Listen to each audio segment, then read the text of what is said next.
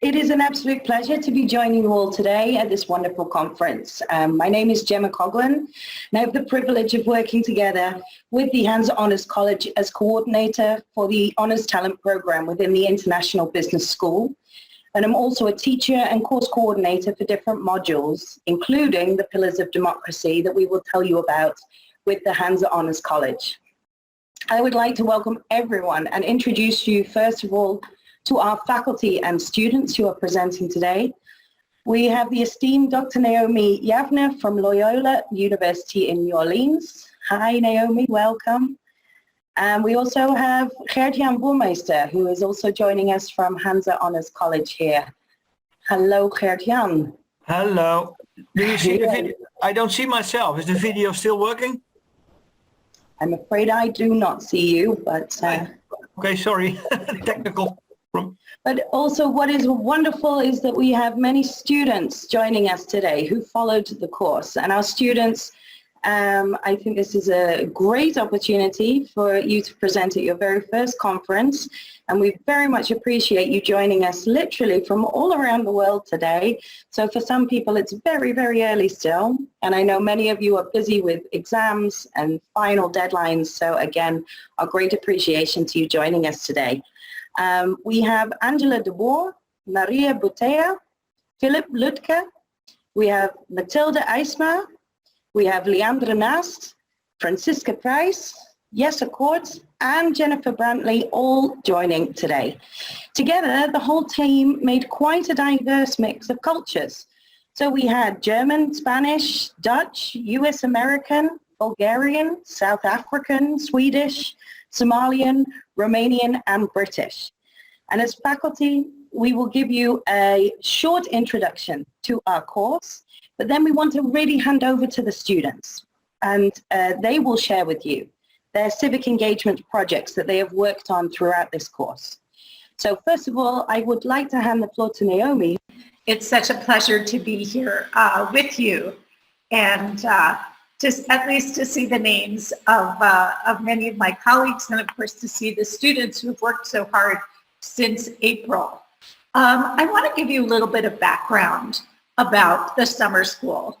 In seeking to create this international interactive online program that would engage an international cohort of students in uncovering lessons from the Holocaust for today, we drew on our experience of several years leading an in-person summer school on this topic in partnership with the Honors College at Windesheim University of Applied Sciences in Zwolle and Memorial Camp Westerbork, which is a partner of Hansa University.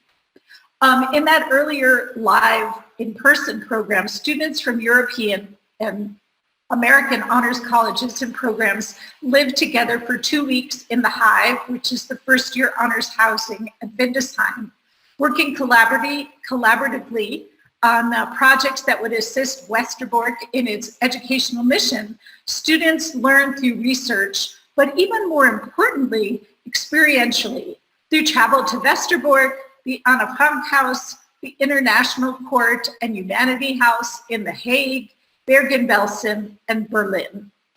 In 2020, of course, the program was canceled, like so many other things, due to the pandemic. But the systemic inequities and hatred laid bare and exacerbated by that global catastrophe, not least of which the murder of George Floyd in Minneapolis on May 25th, 2020, and resultant protests throughout the world, excuse me, as well as the anti-Asian hate crimes and offenses that have proliferated in the wake of a virus that unfortunately the former, well that's not unfortunate, the former US president unfortunately called the China virus, made clear to us that the program's lessons were more important than ever. Starting in July, our team began to think through a meaningful reimagining of the summer school, one that could in some way capture the experience of international learning, even on your computer from home, as all of us are doing today, except for Jennifer, who's around the corner from her job. One that even more importantly could establish the connections previous participants found in living together, learning how to bike to the market together, or weeping together in the park after visiting the monument to the murdered Jews of Europe in Berlin. This year's summer school, which was 8 weeks instead of 2, brought together 11 students, as you heard, from several continents. And in our weekly meetings in Blackboard Collaborate, we interacted through Mentimeter, chat, and breakout rooms. We were able to participate in a very wonderful workshop that explored the humanity of perpetrators that was conducted by Yad Vashem Holocaust Memorial and Museum in Jerusalem. And right from the beginning, we divided the students into the teams that you'll meet today to work on projects of their own design with the help of one of the 3 professors as their coaches. We required 3 weeks of workbook activities as well, designed to develop skills and competencies in collaborative teamwork across difference. The final assessment required each student to complete a peer evaluation. So next year, we hope to continue the online course and also return to the summer school. So please stay tuned on that. If you have any questions regarding the program or also our work as faculty collaborating across countries, institutions, and time zones, it's 5 a.m. here. Please feel free to place them in the chat or to save them until after the student presentations when we will have a question and answer. So I'm going to turn this back to Gemma. Thank you. Thanks, Naomi. So yes, we designed the course to look at what can the Holocaust actually teach us about how to address contemporary challenges, such as systemic racism, anti-Semitism, stereotypes, and hatred, just to name a few. The Pillars of Democracy was born, an online international honors seminar offered through the Honors College at Hansa University of Applied Sciences. We brought together faculty and students from across many continents, and not only to discuss problems, but also to find solutions. During the session that we will have today, we will be welcoming our students who will present to you their different responses to the task at hand. They have, in less than 2 months, worked on many civic engagement activities.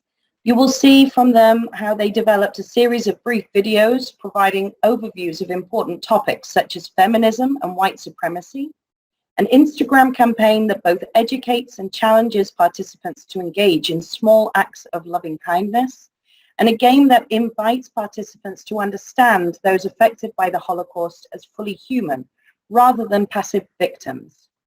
We are very proud of the work our students did, and we hope that you will enjoy learning more from them about their work and experiences herein.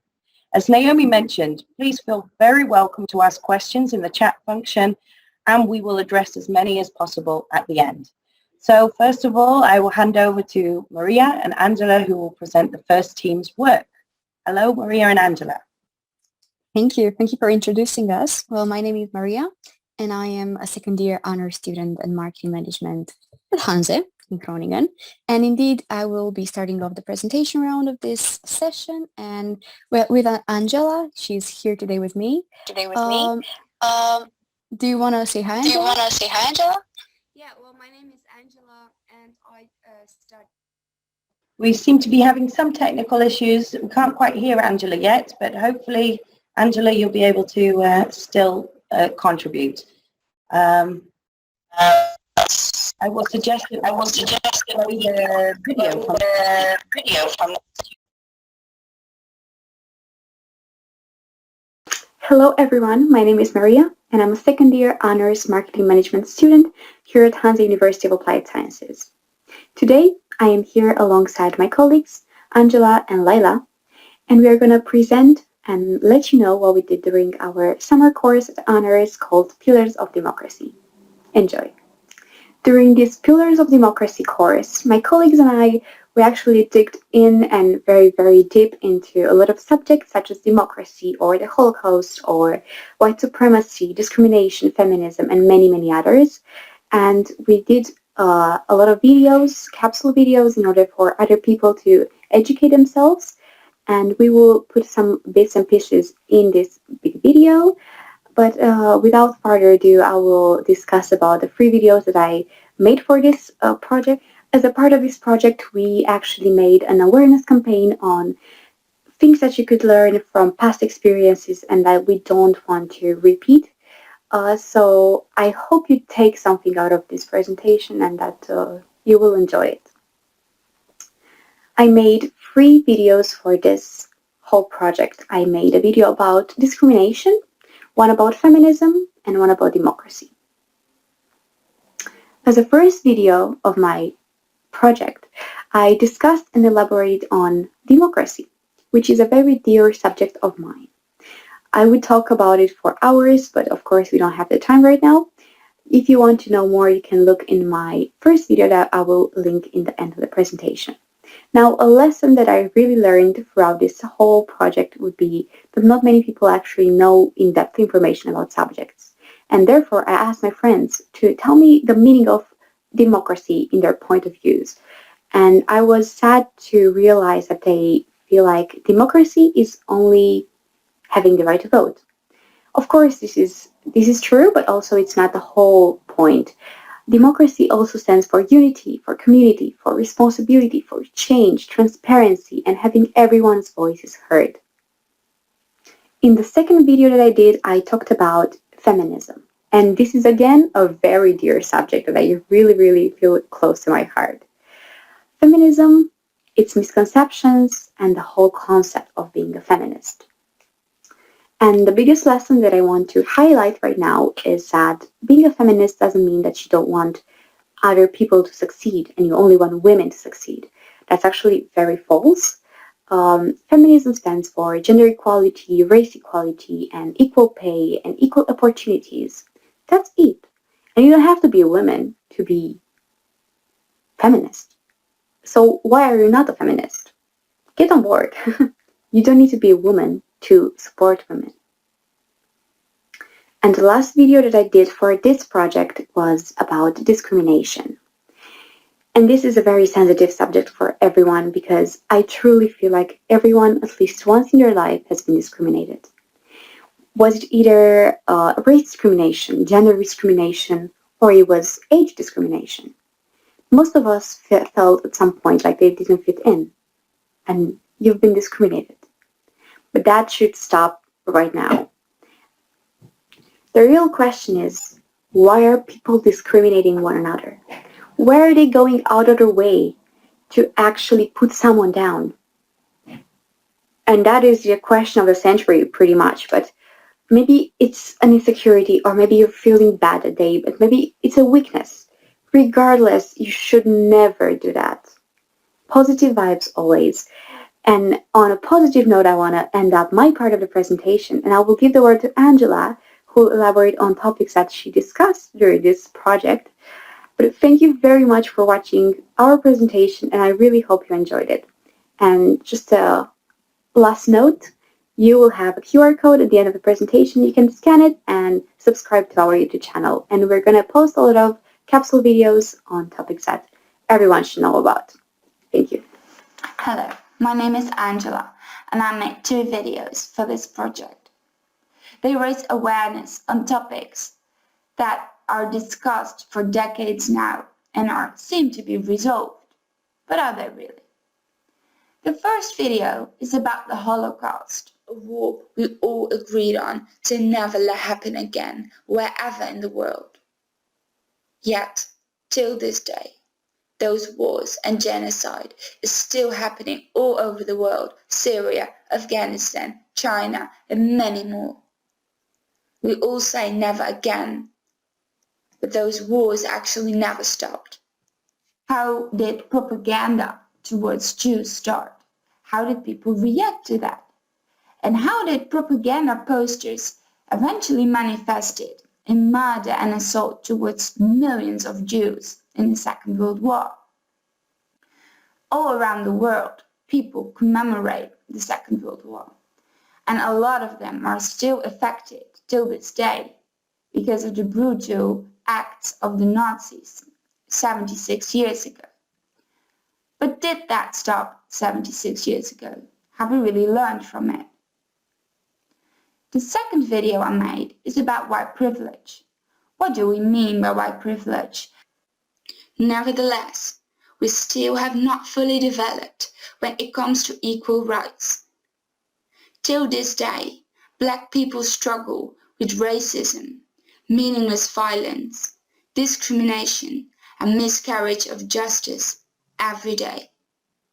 We see it, we acknowledge it, we condemn it. When do we start acting? How come that white people see themselves superior to non-whites?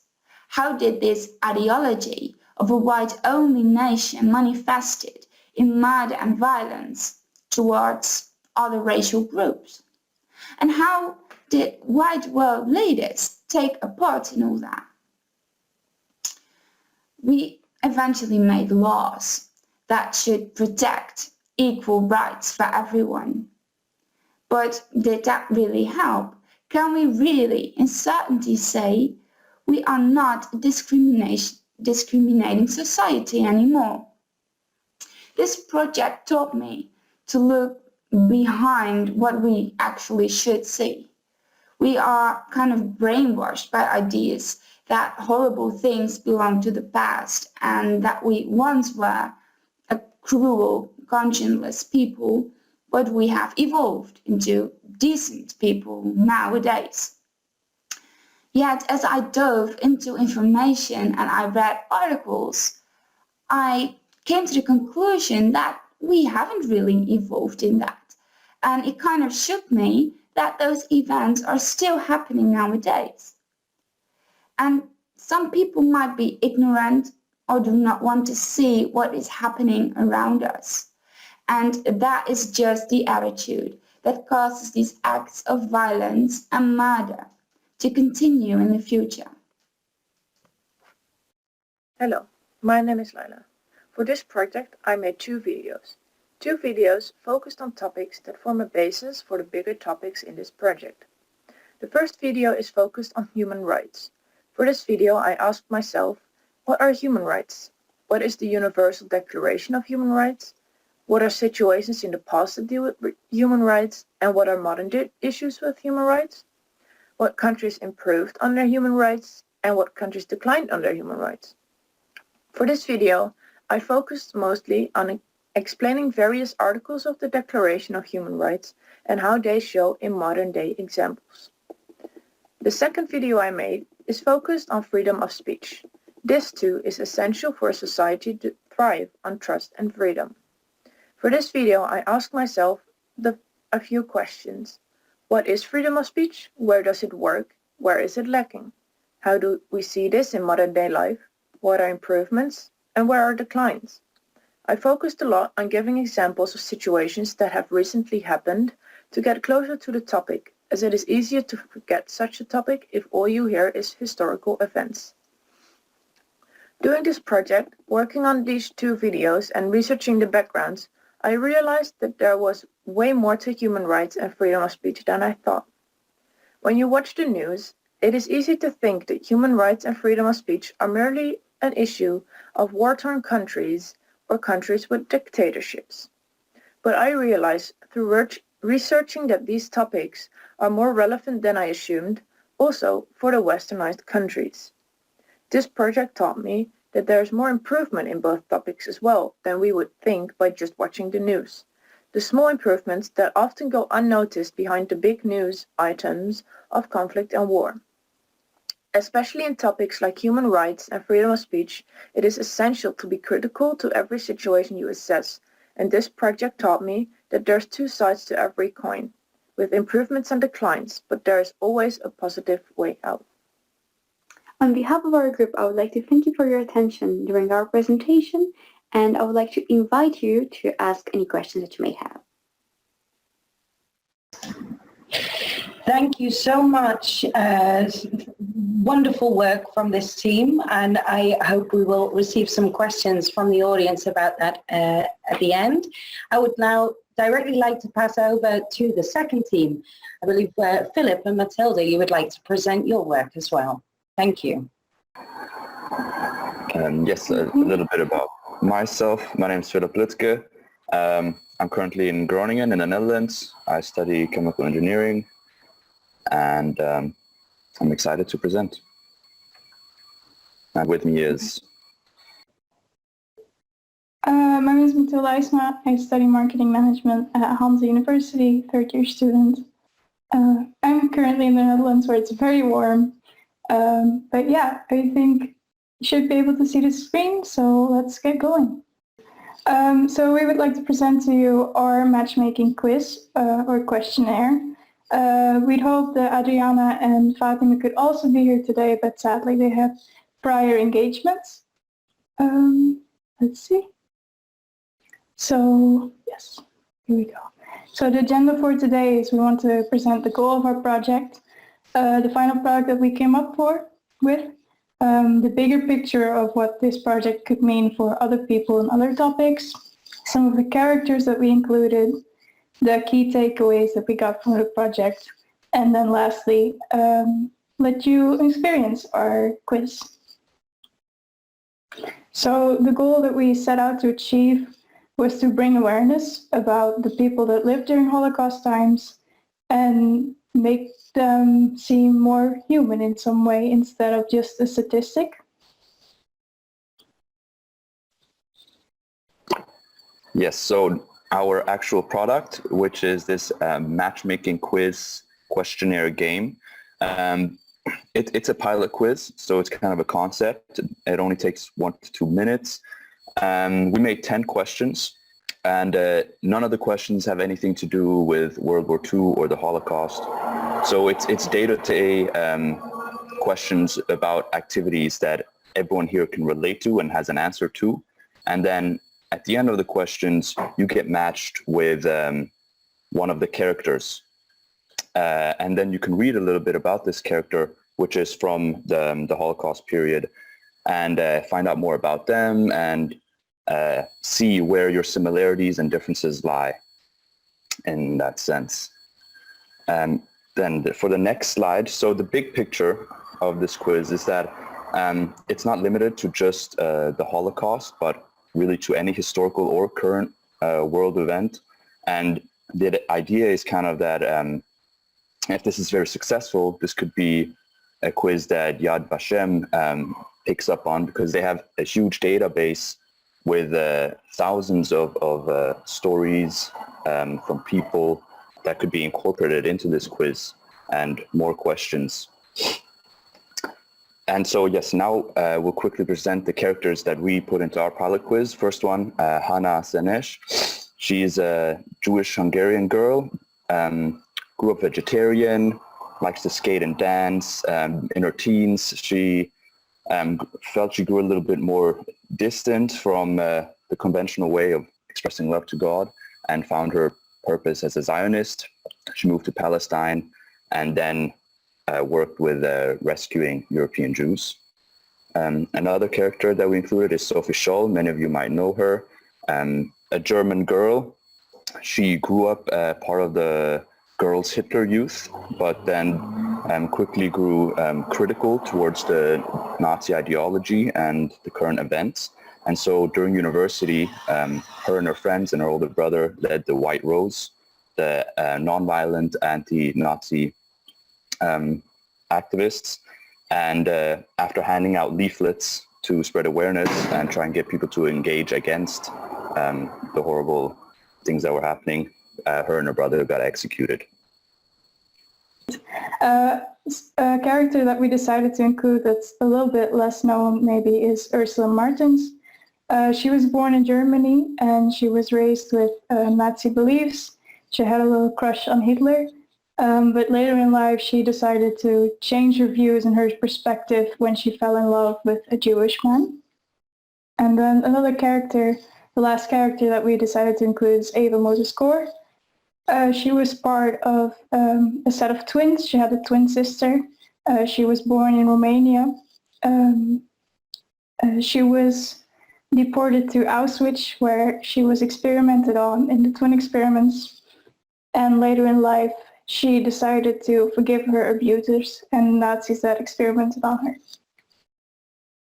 So some of the key takeaways that we got from this project, and also from the feedback that we received, is that this made it a little bit easier to connect with the people that lived during the Holocaust times and to see them as more human with their own characteristics instead of just the statistic that we often see.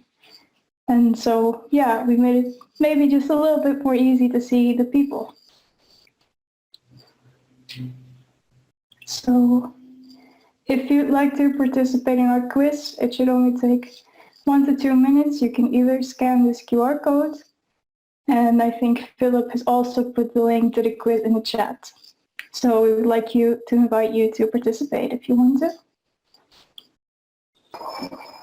Yes, exactly. Take the quiz quickly, and then you can put in the chat who you got matched with. It's always interesting to see. Sometimes we get everyone matches with Sophie Scholl. Sometimes it's completely equal distribution. And yeah, like Matilda was saying, we found that the people that took the quiz, they get almost a little bit enthusiastic about reading about these characters and learning more. Because they're like, one of the quotes that we have on the slide as well, that her results were perfect because she's also vegetarian and she matched with someone that was vegetarian just based on these random questions about day-to-day life. And so, yeah, in that way, it's a very nice icebreaker to a very scary topic, the Holocaust. And yeah, we hope that this quiz can be used in the future as well for the courses to come. And thank you for your attention. Yeah, and please feel free to share your results in the chat. We're very curious as to which character you matched with. Yes, and any feedback, of course, as well to the quiz in general, you can express at the end of the session. Thank you very much, Philip and Matilda. It's absolutely lovely to hear more about your work, and I hope everybody enjoys completing the quiz. Indeed, as was said, we'd love to hear your comments, and I see some questions coming in the chat already. But as I said, we will address those at the end of the session. We will now have the pleasure of welcoming our third and final group. So we have Leandra, Francisca, Jesse, and Jennifer joining us. I will hand over to you all. Thank you. I will quickly share my screen. Welcome to our presentation, everyone. We are going to present our final group product, the Guess Along campaign. The members of our group are me, myself, Leandra, Jennifer, and Francisca. First, we're going to tell you about the campaign itself. Then we will tell you how we did the campaign, how we launched the campaign, then the feedback we got on the campaign, and then our reflection from our team itself, and then how you can help. First of all, we would like you to pick one of the colors on the screen, either purple or green, and we will come back to this later. But for now, just keep one color in mind. Okay, thank you, Jesse. And now a little bit about our campaign. So at the beginning of this course, we had a couple of brainstorming sessions where we asked ourselves what we wanted to do, but also what we wanted to achieve. And it became clear that we really wanted to engage with the local audience, but also build a bridge between the events of the Holocaust and current recent events. So the goal was to, spark emotions among the audience and also encourage small acts of kindness.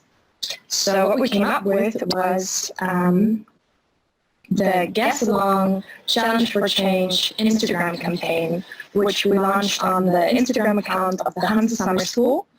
And it consisted in 6 live through Instagram posts, which included on multiple slides in total 8 hints to encourage the audience to guess along with the stories of 2 main characters, and 6 challenges to encourage these small acts of kindness. And to give you an idea of what this was like, we created a couple of snippets within this presentation of the stories, and we would also like to invite you to guess along. Yeah, thank you, Leandra. So we kindly invite you to guess along while we present our hints for each testimonial. Just think about the questions when and where the people lived and how their life has developed. You can gladly type your thoughts into the chat and press on enter as soon as Leandra gives you a sign to do so. She will later uncover their names and stories. To go to the first hint for the purple testimonial, So those who picked purple before, listen carefully now. The first hint is, when I was 6 years old, my family moved from Berlin to Amsterdam because we thought we would be more safe there. The second hint is, today my mom and I went to the supermarket. While waiting for my mom, I saw a girl my age. I decided to go up to her and talk to her. Jennifer will now follow with the first hint for the green post. So the first hint for the green post is, I am 10 years old and I live in Eastern Ghouta. One of my earliest memories is fleeing our family's home. Violence has followed us, and for 5 years we have survived on bread. The second hint is, our home was destroyed, so we had to move into my grandparents' house, which lacked windows and doors. We care for my cousin who lost his parents, and I take him to school. My favorite possession is a pair of gold earrings that I have had since I was a baby. My parents need to sell them so we can eat. And yes, they will go on with the second post for both the purple and the green. It has been a while since I played with Anne in Amsterdam. It is now September and I was taken to a camp in Germany. Someone told me that Anne was on the other side of the camp. She wasn't as happy as I always knew her to be. She was very sad. She was also very hungry and asked if I could get her any food. Everyone from my side of the camp gave something and we put it in a football and threw it over the wall. And the third hint for the green slides is, we lost everything, even our passports. I'm afraid we cannot move back into our home without having any official documents. A while ago, my brother joined the army and he has been sent to Italy. We think the government wants to attack the rebels there. I can't imagine what could happen to my brother. We pray for him all the time. I hope one day we can all return to our house and have enough food and clothes for everyone. So now Leandra will tell about the next hints. I couldn't grasp it when Anna's father visited me in the hospital and told me that Anna was killed in the camp. She'll be my friend forever, and I will make sure that the world knows her name. For now, I will stay in Switzerland where I live with my uncle and study from home. Our plan is to immigrate to Israel in the next 2 years. They gave us food baskets and new clothes, and I saw my cousin smile again after many months. I feel like a princess today, and my mother said this is like paradise. Soon we might return to our village where we have to fix our home. I cannot wait to finally pick some olives from the trees in our garden. I wonder how long words last.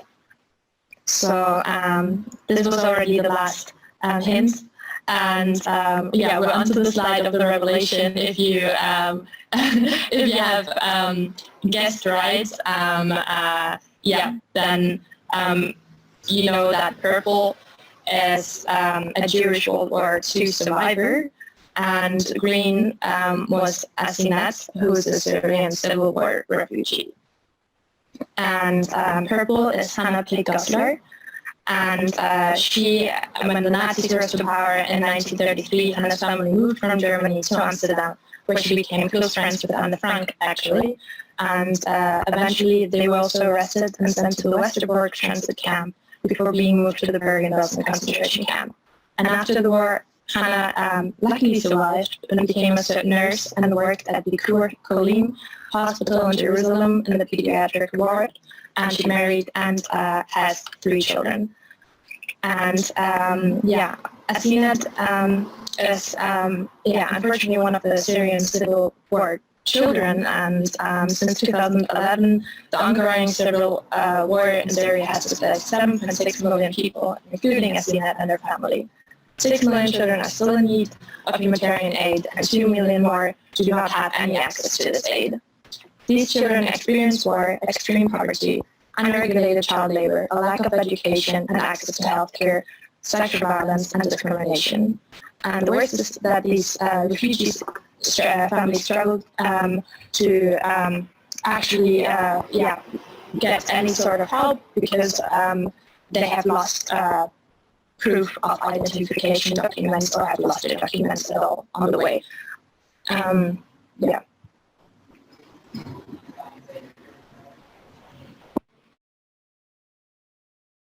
Here you can see some of the slides, how they actually looked on Instagram.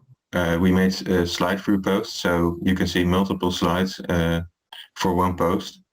On the left, you can see one of the first slides from one of Hannah's posts. And then on the right, you can see one of the challenges, which is at the end of the post. And then here you can see some of the slides from a green post. On the left, you can see one of the middle slides. And then on the right, you can see what the hints look like. Yeah, so as mentioned earlier, the campaign was posted on Hansa Summer School's Instagram channel, which has around 360 followers.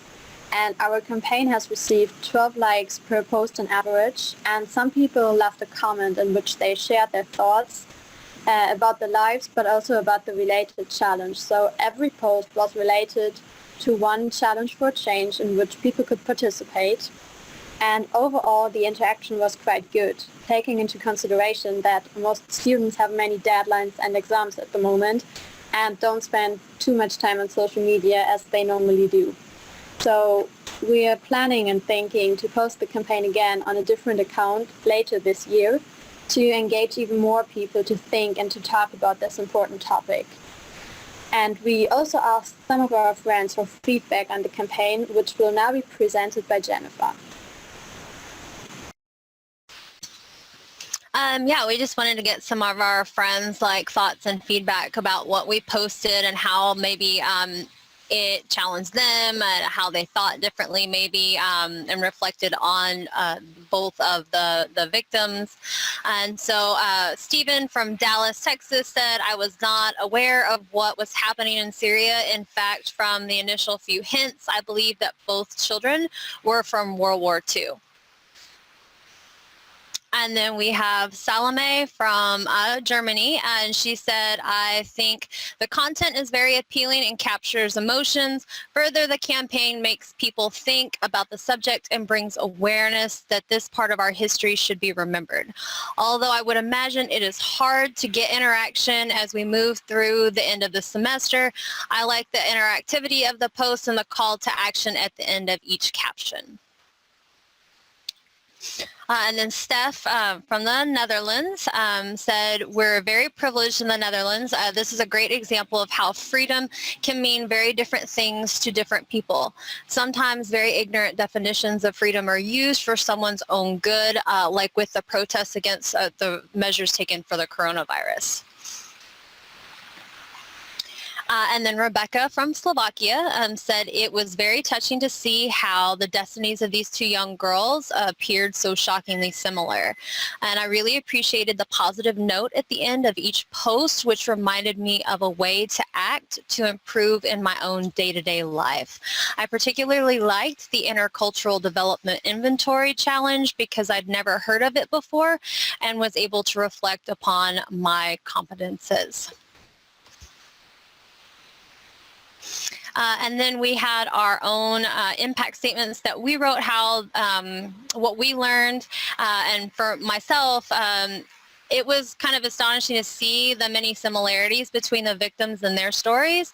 I simply had not paused long enough to consider that circumstances in the present could be just as bad or worse than those of the past. This comparison project helped reveal that to me. Yeah, well, there's so much to learn from history and politics, and instead of shying away from it and avoiding discussions which could actually lead to more awareness and acceptance, I choose to actually actively educate myself and seek the conversations with family members and friends.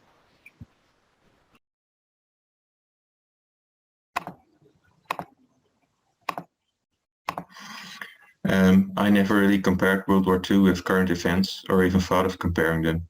Besides learning a lot of new information about World War II and anti-Semitism, I've realized that the propaganda and prejudices that caused such atrocities in the past still exist today and need to be kept in mind. Before this course, I never really thought about the similarities between World War II and more recent wars. I was very surprised to see how many links can be analyzed and drawn. For the future, I plan to increase my level of intercultural sensitivity and support more people who need help by donating books, clothes, and many other things. So, as already mentioned, each post we created was linked to a challenge for change. And if you feel encouraged now to spread awareness and to support people in need, you can see some of the inspirational challenges here, in which you could participate to take your first small step into the right direction. So if you want, you can take a screenshot or just reach out to us later on and we will share the slide with you. So yeah, you can also take a first step into the direction. And we would like to thank you very much for your attention and would like to share the following quote by Anne Frank with you.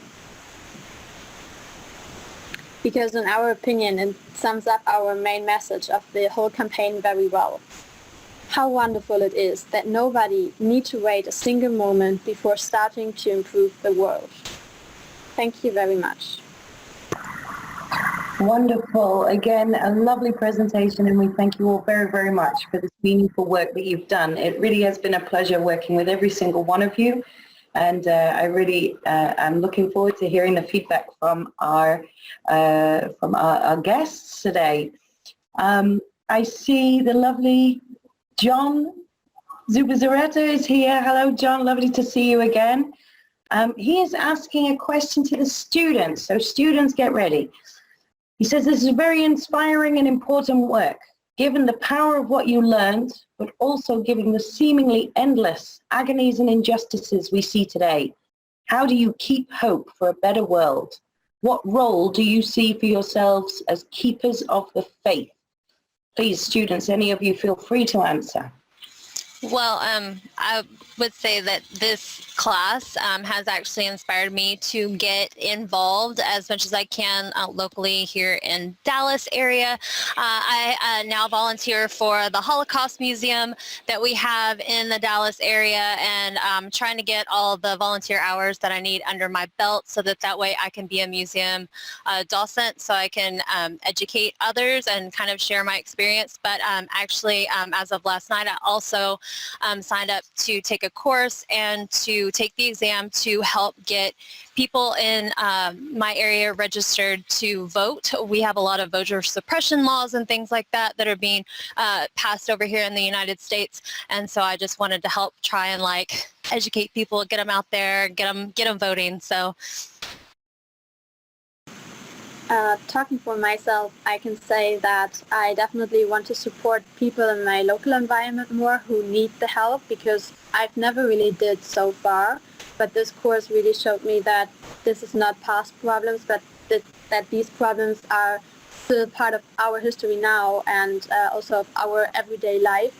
So I think every one of us can do something, even a small step every day, to help someone in need. And I think that's, if we all do that, we will have a great world.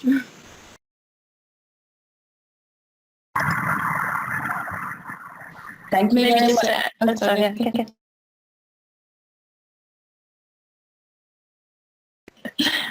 Yeah, I just had one more thought, which is part of my personal reflection from this course, that democracy is of course also about standing up against everyday discrimination, and I have observed that it's not just an activist job to stand up for other people, but it should be more normalized. And one great example, which I've heard about from an Australian university, they actually have questionnaires at the end of every semester, and they are about, well, their online course is about more inclusivity and acceptance within the student community, and students have to fill in the quiz in order to get their exam results. So in a way, it ensures that everybody's on the same page what it means to accept each other and what inclusivity means. So I think that's one important step towards less discrimination.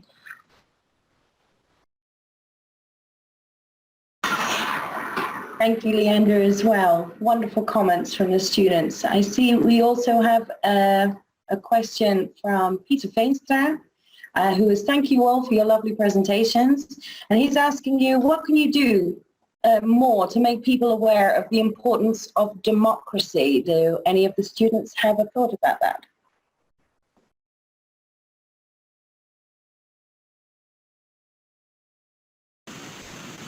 Well, I think just talking about it and making it a topic of controversial conversation is already something that can be done easily among our own social environment, so with friends and families, and they will spread it across. And yeah, that pillars of democracy is not just about democracy itself, but also about human rights and feminism and so many different areas of life. Yeah, I think it's very, just to add again, like, I think it's so important that educational institutions like pick up on it and kind of give something to students to take home to their parents and their siblings and their friends. I feel very inspired through this course. I voluntarily signed up for it, but I would also love for, for there to be and something else that is being given to everyone, whether they sign up or not.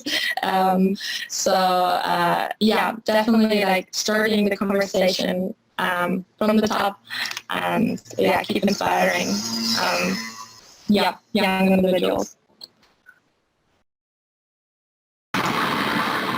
Thank you. Thank you both very much. We have another question coming in from Laurie. Hi, Laurie. Wonderful to see you again. And indeed, from our first group, we are asking if we could please have the link to follow some of your YouTube videos, please. Would any of you from the first group like to talk about that a little bit, or please place the link into the chat, or I know you had created a QR code as well. So whatever works best for you, we'd love to see that. Then we also have another question from Anna, that what did it bring to you to work with such an international group of students, especially with these topics? Experiences across the world could be very different. Perhaps, Naomi, you would like to give a comment on working together in this manner. Well, I think, first of all, just bringing, to any topic, bringing the variety of perspectives from students from Texas, the United States, Somalia, Germany, Spain, you're always going to get a diversity of perspectives, but especially on, I think, these topics, which can be very sensitive. I think, first of all, the students work together very collaboratively, but of course, for many of our students coming into the course, right, World War II is in many senses long ago and far away. So as you heard from them, there was that realization of the connection with the present, but also the experience of your family's understandings of World War II are going to be very different for a student from the United States and a student from the Netherlands, or a student from Germany, or a student from Somalia. So that was very interesting to talk about people's experiences, and to think about questions like anti-Semitism, which many people don't necessarily think of as a big issue for today, or how that links in with the very big challenges of the Israeli-Palestinian conflict, for example. So I found it very inspiring to work with our students and get their get their very different experiences. Gert-Jan, I don't know if you want to say anything.